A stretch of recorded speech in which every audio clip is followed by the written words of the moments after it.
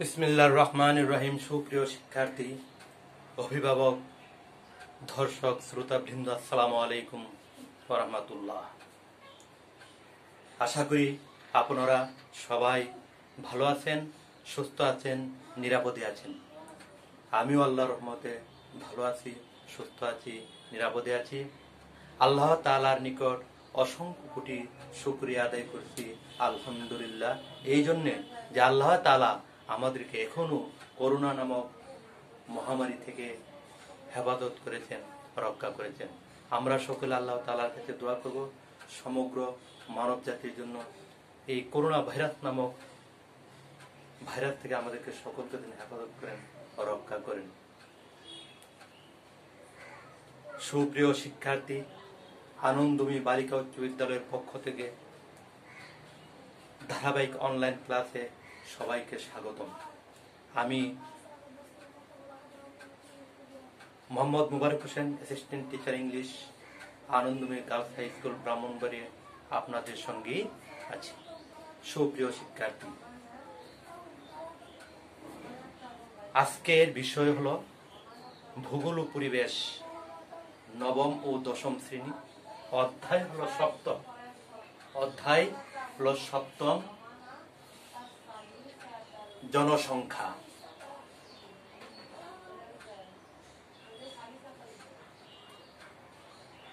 আজকের আমাদের আলোচনার বিষয় হলো জনসংখ্যা।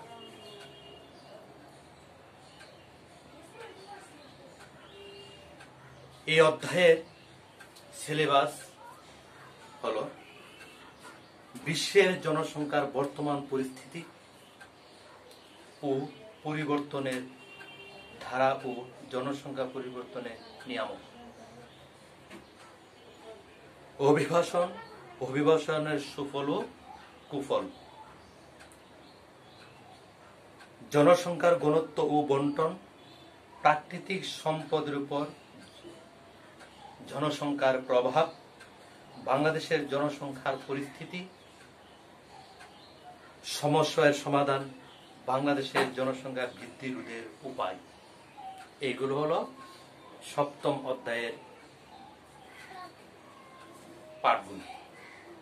তাহলে এই অধ্যায় পাঠে আমরা কি কি শিখতে পারবো, তার শিখন ফলগুলো,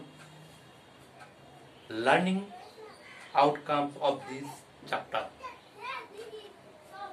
শিখন ফলগুলো, learning outcome of this chapter. আমরা শিখতে পারবো বিশ্বের জনসংখ্যার বর্তমান পরিস্থিতি ও পরিবর্তনের ধারা ব্যাখ্যা করতে পারবো। বিশ্বের জনসংখ্যার বর্তমান পরিস্থিতি ও পরিবর্তনের ধারা ব্যাখ্যা করতে পারব। জনসংখ্যার পরিবর্তনকে প্রভাবিত করার, অর্থাৎ একটি দেশের জনসংখ্যা পরিবর্তনকে প্রভাবিত করার নিয়ামকগুলো কি করতে পারবো, ব্যাখ্যা করতে পারবো। অভিবাসনের কারণ, সুফল ও কুফল ব্যাখ্যা করতে পারবো। প্রাকৃতিক সম্পদের উপর জনসংখ্যার প্রভাব ব্যাখ্যা করতে পারবো। জনসংখ্যার ঘনত্ব বন্টন ব্যাখ্যা করতে পারবো। জনসংখ্যার ঘনত্ব, জনসংখ্যার বন্টনের প্রভাব সমূহ বিশ্লেষণ করতে পারবো। বাংলাদেশের বর্তমান জনসংখ্যা বৃদ্ধির হার, সৃষ্টির সমস্যা ও সমাধানের উপায় ব্যাখ্যা করতে পারবো। বাংলাদেশের জনসংখ্যা বৃদ্ধি রোধের উপায়গুলো ব্যাখ্যা করতে পারবো। সুপ্রিয় শিক্ষার্থীরা, তাহলে আমরা এই জনসংখ্যা অর্থাৎ সপ্তম অধ্যায় পাঠ শেষে আমরা এই বিষয়গুলো কি করতে পারবো, আলোচনা করতে পারবো, ব্যাখ্যা করতে পারবো, বুঝতে পারবো। যেমন বিশ্বের জনসংখ্যার বর্তমান পরিস্থিতি ও পরিবর্তনের ধারা।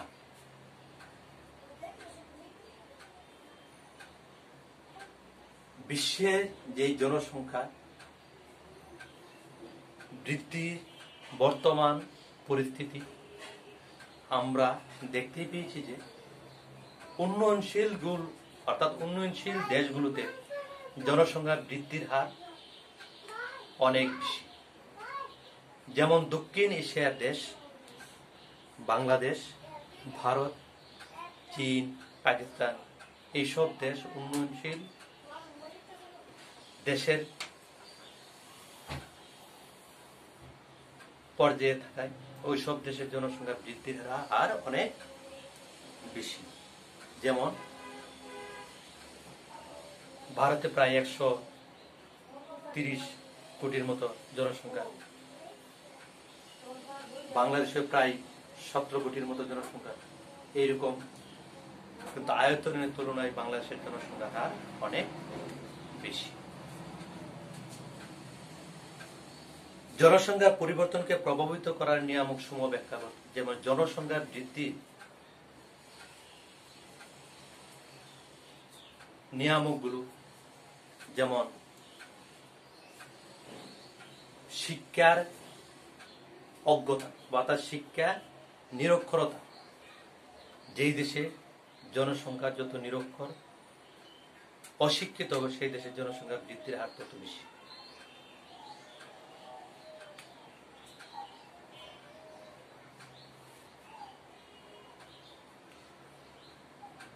আবহাওয়া জনসংখ্যা একটি নিয়ামক। দেশের আবহাওয়া জনসংখ্যা বৃদ্ধির অনুকূলে সেই সব দেশের জনসংখ্যা বৃদ্ধির হার বেশি। যেমন বাংলাদেশের আবহাওয়া জনসংখ্যা বৃদ্ধির অনুকূলে, সুতরাং বাংলাদেশের জনসংখ্যা বৃদ্ধির হার বেশি। বাল্য বিবাহ অর্থাৎ অপ্রাপ্তবয়স্ক বাল্য বিবাহ জনসংখ্যা বৃদ্ধি একটি নিয়ামক। যেই দেশে বাল্য বিবাহ প্রথা বা প্রভাব বেশি ওইসব দেশের জনসংখ্যা বৃদ্ধির হারও তত বেশি। বেকার সমস্যা জনসংখ্যা বৃদ্ধি একটি নিয়ামক। যে দেশের জনসংখ্যা যত বেশি পরিমাণে বেকার ওইসব দেশের জনসংখ্যার বৃদ্ধির হার তত বেশি। সুপ্রিয় শিক্ষার্থীরা, আমরা প্রথমে একটি প্রশ্নের মাধ্যমে বিষয়টি আরো ভালোভাবে বোঝার চেষ্টা করি। যেমন বলছে, যেমন অভিবাসনের কারণ, সুফল ও কুফল ব্যাখ্যা করতে পারো। অভিবাসনটা কি?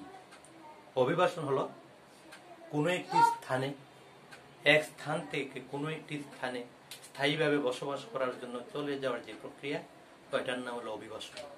অভিবাসন দুই প্রক্রিয়া হতে পারে, একটা হলো স্বাভাবিক, একটা হলো বলপূর্বক, জোরপূর্বক। এই অভিবাসনটা কি আমরা একটা প্রশ্নের মাধ্যমে সহজে বোঝার চেষ্টা করতে পারি। সুপ্রিয় শিক্ষার্থীরা, যেমন সম্প্রতি প্রতিবেশী দেশ মায়ানমার, যেমন ধরো সম্প্রতি প্রতিবেশী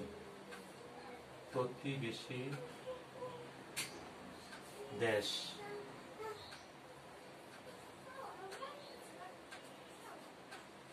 মায়ানমার। সম্প্রতি প্রতিবেশী দেশ মায়ানমারে বৌদ্ধ সম্প্রদায়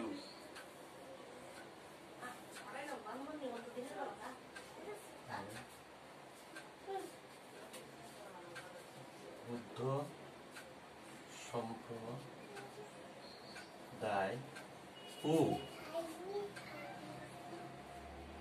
সংখ্যা লঘু রোহিঙ্গা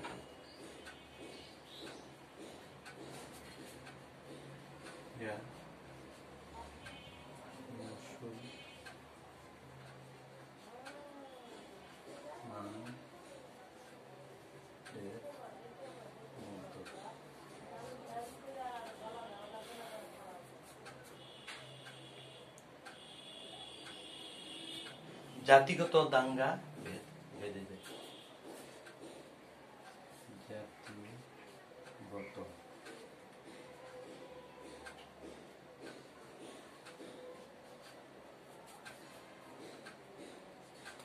দাঙ্গা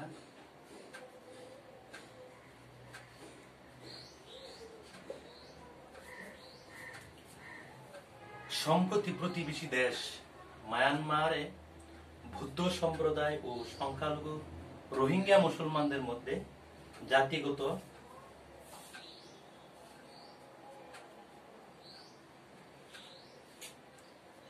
জাতিগত দাঙ্গা বেঁধেছে বা দেখা দেয়, ফলে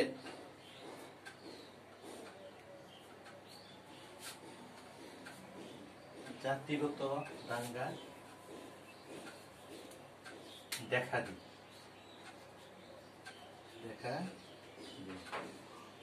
ফলে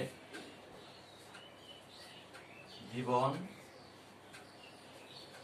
রক্ষার্থে রোহিঙ্গা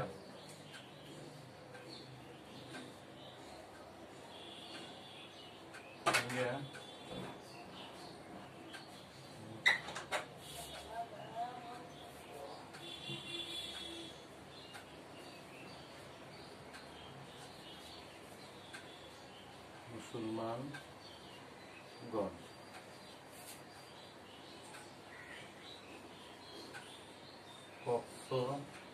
কক্সবাজারে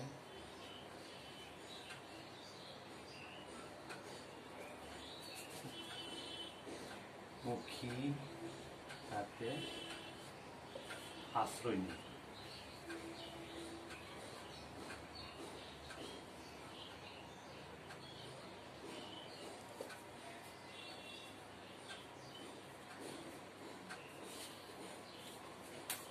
সুপ্রিয় শিক্ষার্থীরা, তোমরা একটু মনোযোগ সহকারে দেখো। এখানে একটি সৃজনশীল প্রশ্ন,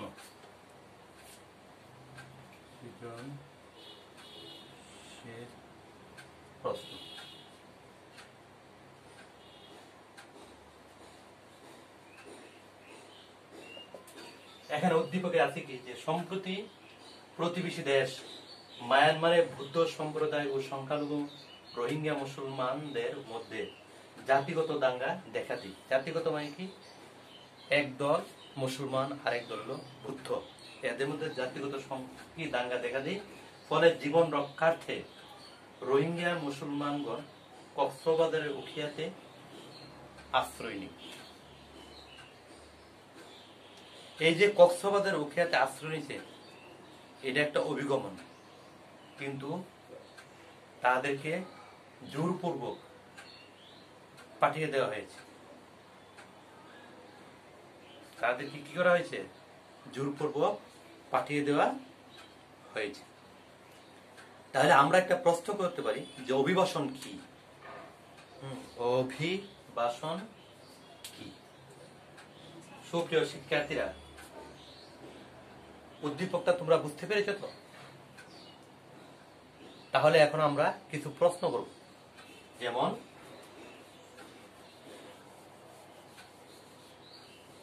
উদ্দীপকটা কিন্তু ভালো করে মনে রাখবে। এখন প্রশ্ন হলো, যেমন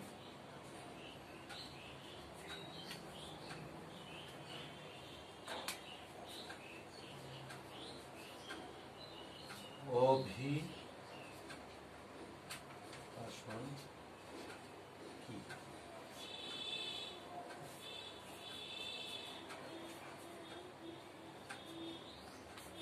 প্রশ্ন হলো অভিবাসন কি?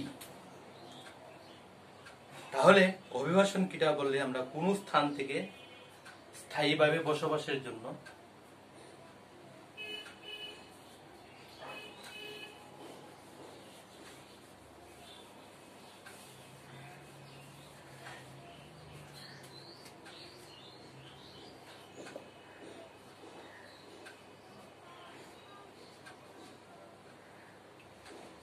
স্থান থেকে স্থায়ী ভাবে বসবাসের জন্য চলে আসাকে অভিবাসন বলে।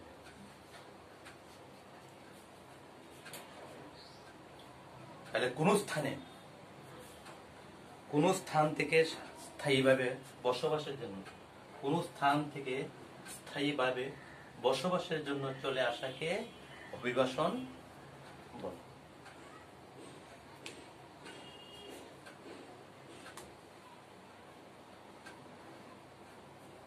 তেমনি মায়ানমার থেকে চট্টগ্রামে কক্সবাজার উখিয়াতে যে রোহিঙ্গারা এসে বসবাস করতেছেন,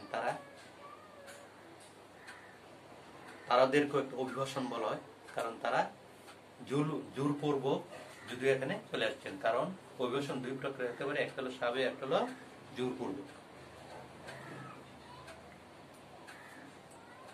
সুপ্রিয় শিক্ষার্থীরা, তারপরে শরণার্থী বলতে কি বুঝায়? তারপর আরেকটা প্রশ্ন আমরা করতে পারি যে শরণার্থী শরণার্থী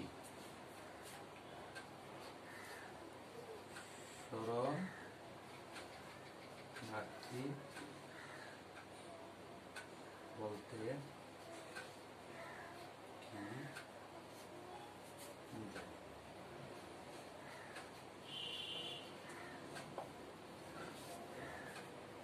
শরণার্থী বলতে কি বোঝায়? বলছে গৃহযুদ্ধ, সাম্প্রদায়িক বৈষম্যের কারণে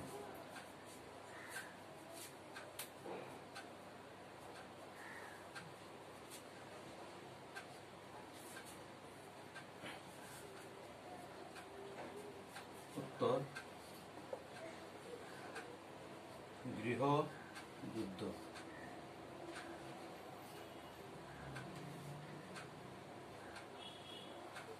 সাম্প্রদায়িক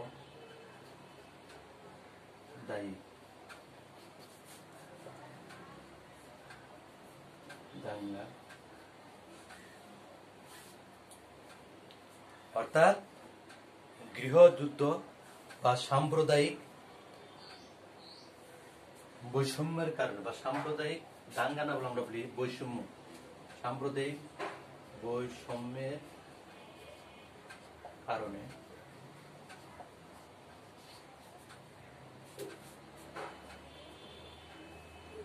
অর্থাৎ গৃহযুদ্ধ হতে পারে বা সাম্প্রদায়িক বৈষম্য, যেটা মায়ানমারের ক্ষেত্রে হয়েছে, গৃহযুদ্ধ বা সাম্প্রদায়িক বৈষম্যের কারণে বা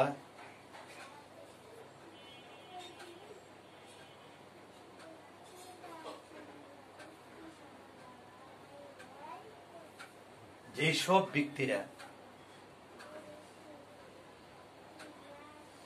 জীবন রক্ষার্থে কোনো একটি স্থানে বা ভিন্ন একটি দেশে অবস্থান করে, তখন তাকে শরণার্থী বলা হয়।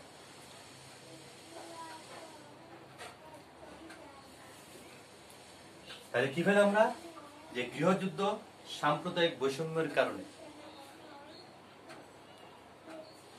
যে সকল মানুষ অস্থায়ীভাবে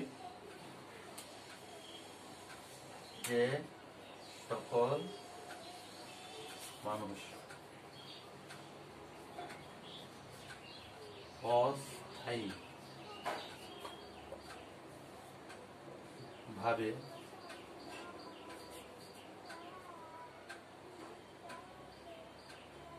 কোনো একটি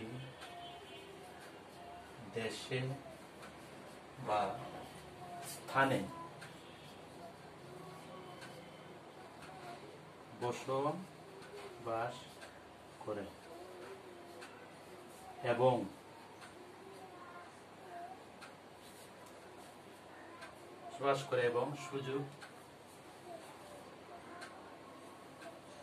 বসবাস করে এবং সুযোগ মতো স্বদেশে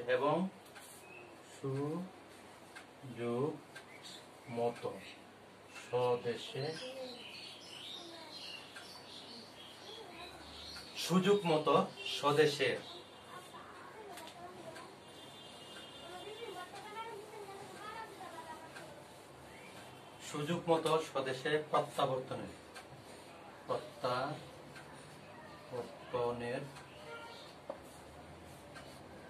অপেক্ষায় থাকে, তাকে শরণার্থী বলে।